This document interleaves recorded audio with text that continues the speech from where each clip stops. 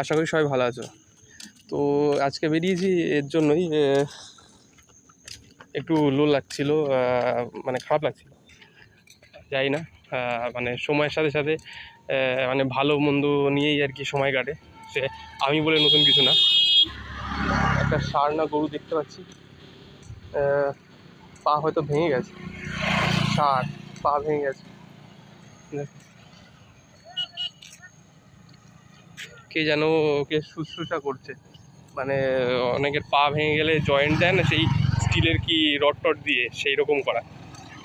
যাই হোক, একটু মাঠঘাট যখন একটু মন খারাপ থাকে, প্রকৃতিপ্রেমী তো সবাই, মানে যদি যারা গ্রামে না থাকে তারা একটু গ্রামে আসতে যায়, যারা গ্রামে থাকে তারা তো অবশ্যই গ্রামে থাকে, ভালো লাগে তার নিষ্ঠার জন্যই। তো সেরকমই মেরে মেরে যাচ্ছিলো দিনটা, একটু মনটা একটু খারাপ, কারণ যাই না। তো একটু বেরিয়ে পড়লাম, মানে নিজের এলাকার ওদিকটাই দেখলাম মাঠঘাটে অনেক জল হয়েছে, ধান লাগিয়েছে, শাপলা হয়েছে, বক পাখি, তারপর শামুক খোলা। আসলে একটু হাঁটবো, মানে অনেকটা দূরে চলে এসেছি, এবার হেঁটে বাড়ি যেতে তো হবেই। তো যদি কোনো নতুন কোনো রেস্টুরেন্ট বা কোনো কিছু দেখতে পাই, আছে সামনে প্রচুর, এই জায়গাটায় নতুন নতুন খুলেছে ক্যাফে টাইপের, যাব, একটু নিজেকে একটা ট্রিট দেবো ছোটোখাটো। কারণ আমার সাথে খাবারের সম্পর্ক মানে জানি না সবার, আমার সেই খাবার হলেই হয় না। মানে আমার যদি মন খারাপ যদি হয়, আমার সবথেকে বেস্ট রেমেডি হলো একাকিত্বতা কিছু সময়ের জন্য, আর ভালো খাবার সবার সাথে।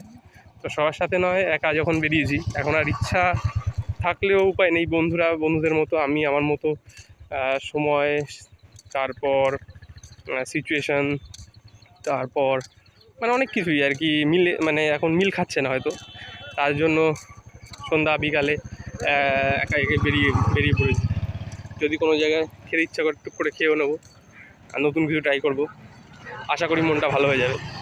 তো আমি এই প্রকৃতি আর কি দেখতে দেখতে এগাচ্ছি।